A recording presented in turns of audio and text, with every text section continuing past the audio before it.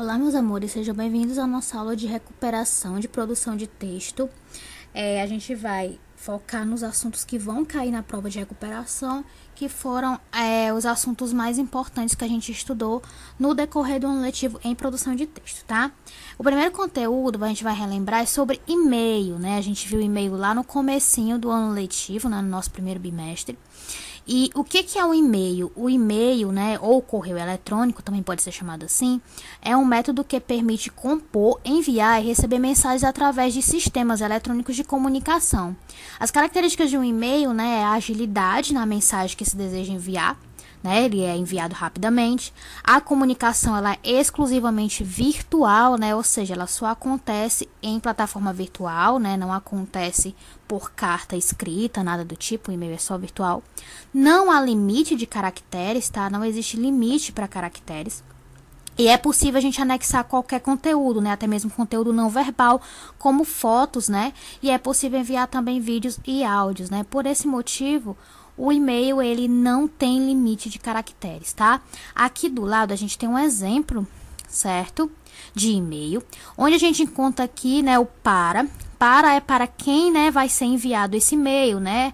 Aqui é só um exemplo, né? Tem cliente@empresa.com.br e de, né, quem está enviando esse e-mail, né? Quem está escrevendo esse e-mail, certo? Aqui é só uma conta de e-mail de exemplo, tá? É você@suaempresa.com. Então aqui a gente sempre coloca o assunto, né, do e-mail. Aqui vai estar escrito, né, tudo que você quiser enviar para esta pessoa, certo?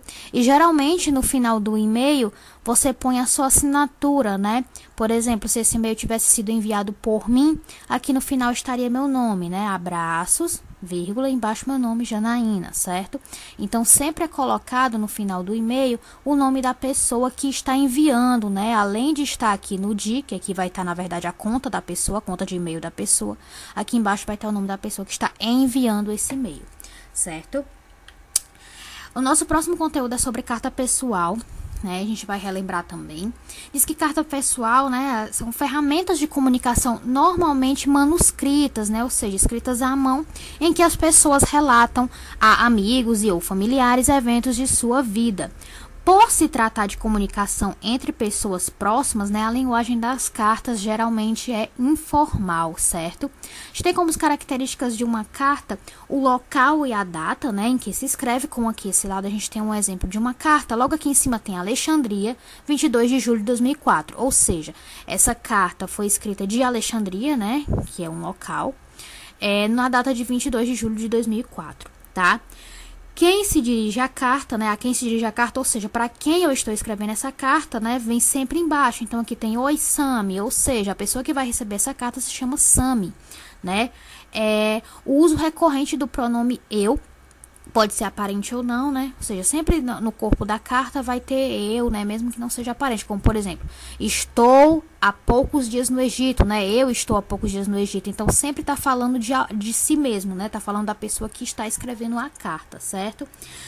A sugestão de estar conversando com o destinatário como se ele estivesse na frente do remetente, né?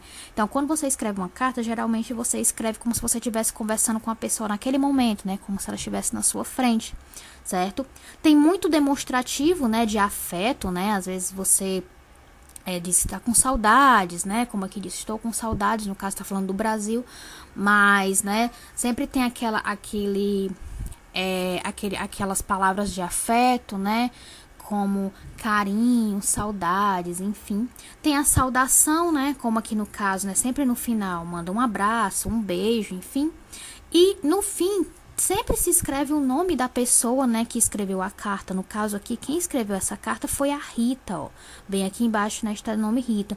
Então, essa carta foi escrita de Alexandria, na data de 22 de julho de 2004. Foi escrita para a Sami, certo?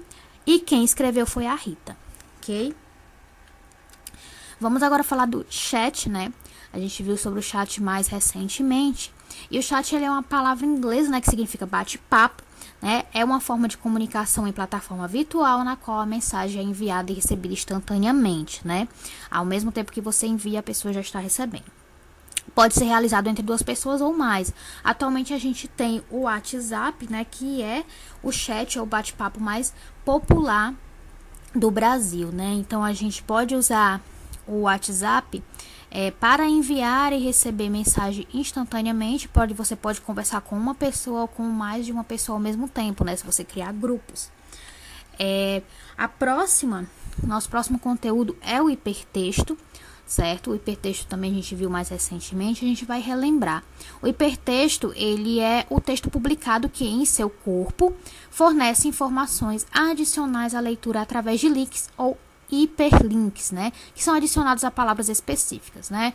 Os dados, eles podem ser de texto ou imagem, apesar de a primeira opção ser a mais comum. Os hipertextos se caracterizam por ampliar a leitura, porque trazem dados adicionais. Então, o hipertexto, né, ele é numa plataforma virtual, por exemplo, eles são links, né, que são adicionados ali a alguma palavra específica, né, e quando você clica, ele vai te direcionar para um outro site, uma outra página, que provavelmente vai ter falando um pouco mais sobre aquela palavrinha, né, aquela palavra que estava em destaque, né, onde tinha o link, certo? Ela amplia a nossa leitura, né, porque ela traz várias informações adicionais. Por exemplo, aqui tem um exemplo de um hipertexto num site, né? Isso aqui foi tirado de um site, certo? Né? Que fala um pouco sobre a história do Brasil, né? O momento do descobrimento do Brasil, né? Alguém foi lá no Google, pesquisou sobre o descobrimento do Brasil, achou esse site e entrou. E aí, nesse site, você percebe que o 1500 está em azul, Pedro Álvares Cabral está em azul, Esquadra está em azul, né? Por quê? Se eu clicar, né, em cima desses nomes que estão em destaque, ele vai me levar para uma outra página, né, que vai me falar um pouco mais sobre isso. Por exemplo, se eu clicar aqui em Pedro Álvares Cabral, provavelmente ele vai me levar para uma página onde vai estar lá explicando quem foi Pedro Álvares Cabral, né, com os dados de onde ele nasceu, quando ele nasceu, o que ele fez, quem ele era, quando ele morreu, certo? Então, são informações adicionais aqui ao texto, certo? Aqui no texto ele só está falando sobre o momento do descobrimento do Brasil, mas se eu for clicar em cada um deles, ele vai estar explicando quem foi Pedro Álvares Cabral, então já tem uma informação adicional, né? Então, por isso que a gente diz que os hipertextos, eles ampliam a nossa leitura. Aqui dizendo que todas as palavras em destaques, né, elas levam a textos complementares. Dessa forma, temos um hipertexto. Também é notável a presença de hipertextos em publicações impressas, como alguns livros, enciclopédias e dicionários. Contudo, as informações são apresentadas de forma distinta. Então, aqui eu apresentei para vocês um exemplo de hipertexto em um ambiente virtual, né, em um site, em um blog, enfim. Mas como está dizendo aqui, o hipertexto, ele não só está em ambiente virtual, tá? É sempre bom lembrar disso. Hipertextos também existem em publicações impressas, ou seja, em livros, certo? A gente vai encontrar em livros dessa maneira aqui, ó. Se vocês prestarem atenção, em alguns momentos no texto tem um número, né? Como aqui, não tinha medo do que poderia acontecer. Tem o número 1, certo? Se a gente continuar a leitura, nós vamos encontrar bem aqui, ó, em Emília, o número 2, certo? E aí, se vocês notarem, lá no finalzinho da página, a gente tem número 1, né? E aí tem uma explicação. Número 2 tem uma explicação. Por quê? Essas aqui é a maneira, né, da gente ter acesso a um hipertexto em publicação impressa, né? Essa página aqui foi tirada de um livro, tá? E aqui nesse momento que fala assim: sempre que visitava sua avó, procurava levar alguns doces. Mesmo no carro de seus pais, a imaginação ia pelo caminho que mais lhe apetecia e não tinha medo do que poderia acontecer. Aqui, né, tem o número 1. Então, aqui no número 1 tá explicando que faz referência ao conto Chapeuzinho Vermelho, né? Então, como tá dizendo aqui que ela ia visitar, né, essa pessoa aqui ia visitar sua avó, né, procurava levar alguns doces, está fazendo referência ao conto do Chapeuzinho Vermelho. E aqui no 2, né, diz assim: a única coisa que nunca perdia a graça era Emília, porque tinha esse nome por causa do seu escritor favorito. E aqui está explicando, ó, no número 2, que a Emília era um personagem da obra Sítio do Pica-Pau Amarelo, de Monteiro Lobato, né? Então, em publicações impressas, os dados adicionados são diferentes das publicações na internet, já que o acesso às tais referências acontece de maneira distinta. As conexões, né, o que seriam os links na internet, normalmente aparecem numeradas em textos impressos. A numeração pode ser contínua ou recomeçar a cada página ou capítulo, certo? Agora vamos passar para um próximo tema, que é sobre anúncio publicitário, que a gente também estudou mais recentemente, certo? O anúncio publicitário, ele também é um tipo de propaganda, né? A gente tem os panfletos como propagandas, mas também tem o anúncio publicitário, né? E ele tem o objetivo de convencer o público sobre a necessidade de adquirir determinado produto, serviço ou ideia, né? Dependendo do veículo de circulação, né? Seja no rádio, TV, revistas, jornais, enfim, o anúncio usará recursos sonoros, né? E ou visuais, assim como um discurso claro, direto e objetivo que cause impacto ao mesmo tempo que convençam o potencial consumidor de necessidade, né, do que se promove. Todos esses recursos variam de acordo com o que se anuncia e principalmente com o público que se pretende atingir. Então, cada anúncio, né, vai ter na sua estrutura coisas que ele sabe, né, quem está anunciando sabe que vai atingir o seu público-alvo.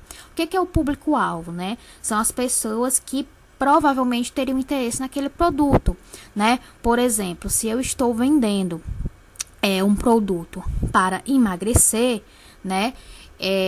Eu vou colocar no anúncio, né, coisas que vão atrair pessoas, né, que tenham interesse em emagrecer. Geralmente, as pessoas que têm esse interesse são o quê? Pessoas que estão acima do peso. Então, meu público-alvo são pessoas que estão acima do peso, né? Se eu quero vender, por exemplo, um brinquedo, então meu público-alvo são crianças, não é isso? Então, na minha propaganda, eu vou colocar elementos que eu sei que as crianças vão gostar, vou colocar cores, né? Vou colocar coisas que eu sei que vai atrair as crianças, né? Então, o público-alvo é aquele, né, público que vai comprar aquele produto, certo? E aqui a gente tem um exemplo de uma propaganda, né? Que é a propaganda do McDonald's, certo? Um anúncio publicitário do McDonald's. E aqui no começo a gente tem um título, né? Que é uma palavra ou frase que desperta o interesse de quem vê, a fim de levar o potencial consumidor a acompanhar o anúncio até o fim. Então a gente tem como título aí a parceria mais gostosa de todos os tempos, né? Então é uma frase que vai chamar a sua atenção. Você vai querer saber que parceria é essa, né? Então você vai focar no resto da publicação. A gente sempre tem uma imagem, né, que normalmente é uma fotografia ou representação do produto, né, marca ou ponto de vista. Então a gente tem aqui vários, né, elementos, várias imagens. A gente tem aqui o símbolo da McDonald's, né, o personagem símbolo da McDonald's, tem o símbolo mesmo da McDonald's, o símbolo da Coca-Cola, né, imagem aqui do sanduíche, da Coca-Cola, enfim. Continuando, nós temos aqui o texto publicitário, né? É o que se diz a respeito do que é divulgado, né? Ele precisa ser breve, claro e objetivo e falar do objeto da propaganda ou dos benefícios adquiridos com ele, né? Nós temos o slogan, né? Que é uma frase curta que permitirá ao público associá-lo ao objeto de divulgação, né? Um exemplo, o slogan do governo federal é Brasil, um país de todos. Então, toda vez que você escuta esse slogan, você já liga diretamente ao Brasil, certo? Falando agora sobre classificados de jornal, os classificados eles são uma forma de publicidade, né, também, que eles comum em jornais, certo? Impressos ou online, para que o leitor possa anunciar, mediante pagamento, um produto para vender. Os mais comuns oferecem imóveis para vender, automóveis usados, né, e empregos, entre outras coisas. Para ter o seu anúncio nesse caderno, você pode levar o seu anúncio ou proposta até o jornal, ou mandar pela internet ou site, né, do jornal desejado, ou até pelo telefone. Aí você paga uma taxa e espera, né, que alguém ligue para negociar o produto que você anunciou. Então, a gente tem aqui a estrutura, né, de um classificado, certo? É necessário que todo anunciador siga uma espécie de estrutura básica na produção dos classificados, né? Então, vamos ver aqui abaixo quais são essas estruturas. A gente tem o título, né? O anunciante, ele deve utilizar de forma mais chamativa possível, sendo direto e bem atrativo, no intuito de convencer o leitor, que deve se sentir atraído pelo conteúdo presente no desenvolvimento. Então, a gente tem aqui, por exemplo, né, esses que ficam em letra maior, né, são os títulos. Então, aqui, vende-se país, jovem licenciado precisa-se, pintou, vendo bem, né? Então, aqui já tem um título e isso lhe chama a atenção para saber o que está sendo anunciado, né? Nós temos o corpo do texto, né? Que nele é colocada a descrição do que está sendo anunciado, todas as particularidades, né, inerentes ao produto. É necessário que esteja de forma objetiva, clara e com alto teor de induzimento, né? Tem que ter todas as informações de maneira clara, direta e que induza a pessoa a adquirir aquele serviço, né, o produto. E tem o contato no final, né, que é de extrema importância para manter uma relação entre o emissor e o receptor. Então, sempre tem que ter no final, né, como aqui, por exemplo, tem um telefone, certo? E o nome da pessoa, né, que vai atender esse telefone. Então, é um contato que você tem que pôr para que a pessoa que se interesse, né, pelo que está sendo aí anunciado, ligue para manter contato, né? A gente tem as notícias de jornal, certo? Que se trata de um texto informativo, né, sobre um tema atual ou algum acontecimento real, vinculado pelos principais meios de comunicação, no caso jornal, revistas, meios televisivos, rádio, internet, entre outros, né? Por esse motivo, as notícias possuem teor informativo, né, que podem ser textos descritivos e narrativos, né, ao mesmo tempo, apresentando, portanto, tempo, espaço e as personagens envolvidas. Então, a gente tem nas notícias de jornal, né, a gente tem algumas estruturas básicas, certo? A gente tem aqui o exemplo dessa notícia e nós vamos encontrar aqui nela, por exemplo, a manchete, certo? Que é o quê? Ela é o título da mensagem, no caso aqui é uma guerreira dentro e fora dos tatames. Nós temos, né, depois o texto auxiliar ou a legenda, né, que é uma rápida explicação da manchete, a fim de torná-la mais atrativa. No caso aqui a explicação é: Kézia Keiti Maciel, de 14 anos, luta por patrocínio para conquistar mais medalhas no Taekwondo, certo? E aí a gente vai ter a lead, que é o primeiro parágrafo, né, do texto, que fornece as primeiras informações a respeito da notícia, certo? E aí nós vamos ter o corpo do texto, né? Tudo que nós vamos ter aqui depois da lead, né, depois do primeiro parágrafo, é o que a gente chama de corpo do texto, certo? Que vai ser a notícia de fato, né, onde você vai encontrar as informações de maneira mais detalhada, tá? Por último, nós vamos lembrar, na verdade, sobre as shards, né? A gente viu que as shards, elas são o quê? Elas são imagens que procuram retratar e criticar de maneira bem-humorada e um acontecimento ou situação, né? É comum as shards tratarem de política e assuntos atuais, mas não existe regra, tá? Por causa de sua intenção crítica, a linguagem da shard expressa opinião. Então, a gente tem aqui, por exemplo, né, essa shard. A shard, ela sempre vai vir acompanhada de algum texto, né, pra gente poder entender o que está sendo criticado aqui. No caso, nós vemos aqui na imagem, né, um rapaz nadando aqui no meio de uma água bem suja, ó, né, o carro dele aqui sendo engolido pela água, nós vemos que tem chuva. E aí ele diz: enquanto a prefeitura e a população não fizerem nada, seremos obrigados a fazer nada. Ou seja, né, tá fazendo uma crítica aqui, tá falando de enchentes, né, tem até o título aqui, né, está fazendo uma crítica, né, às enchentes. No caso, as enchentes acontecem porque as pessoas sujam as ruas, né, jogam lixo na rua, entopem bueiros, e quando chove, as ruas alagam, né, e aí na chart tá fazendo uma referência, né, entre duas palavras, a palavra nada e a palavra nado, né? No caso, está dizendo que a população e a prefeitura não fazem nada, né? No caso, a população não se reeduca para não sujar as ruas e a prefeitura também não faz a limpeza das ruas. Então, desse modo, né, as pessoas vão seguir nadando, né, nas águas na enchente, certo? Então, meus amores, é isso, certo? Estudem bastante para recuperação.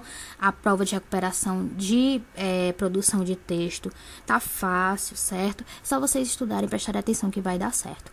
Então, meus amores, é isso. Espero que vocês tenham conseguido compreender. Estudem bastante. Um beijo, se cuidem.